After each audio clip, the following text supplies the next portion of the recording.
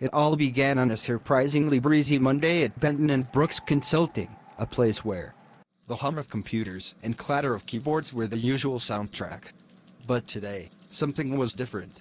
Mark, a mild-mannered accountant known for his quiet wit, had decided that the routine needed a shake-up.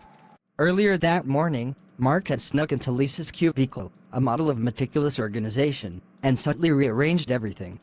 My computer monitor now faced the door, and my neatly stacked reports were flipped upside down. And favorite coffee mug had mysteriously migrated to the supply closet. As returned from a quick break, she was met with a scene of delightful chaos. Who moved my stapler? And why is my mouse doing a tango with my notepad? She exclaimed, half amused, half exasperated. Within minutes, whispers of Mark's harmless mischief spread like wildfire through the office.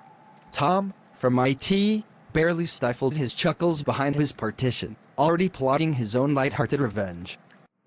By mid-morning, the quiet corridors of Benton and Brooks were buzzing with anticipation. Tom's masterpiece was simple yet brilliant. He had reprogrammed the office printer to spit out not invoices, but pages filled with riddles and quirky jokes. Employees gathered around in disbelief as printer after printer delivered unexpected surprises.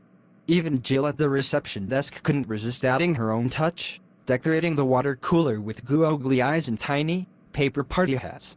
The highlight of the day, however, was the unexpected participation of their normally stern boss, Mr. Henderson. Always the picture of seriousness, Mr. Henderson had a reputation for keeping meetings strictly business. That all changed during the quarterly review. As the team filed into the conference room, they were met not by the usual orderly arrangement of chairs and tables, but by an explosion of confetti that rained down from a cleverly rigged air vent. For a moment, time seemed to stand still as every eye turned to Mr. Henderson. Expecting a furious reprimand, everyone was instead surprised when he burst into laughter. "Well, I suppose I needed this today," he declared, his booming voice filled with mirth. The room erupted in applause, and even the most rigid employees couldn't help but smile. Not to be outdone, Mark and Tom joined forces for a grand finale later in the afternoon. While the rest of the team was engrossed in their daily tasks, the duo transformed the conference room into a tropical paradise. The standard meeting table was replaced with a makeshift island of blue fabric representing the ocean, and paper palm trees were planted in the corners. A sprinkling of sand, a very fine craft material, coated the floor, lending the space an absurd authenticity. When it was time for the final meeting of the day, employees shuffled into the room expecting another routine briefing. Instead, they were greeted by the sight of colleagues lounging in deck chairs, complete with sunglasses and inflatable beach balls. Mr. Henderson, ever the good sport, emerged from a side door in a bright Hawaiian shirt.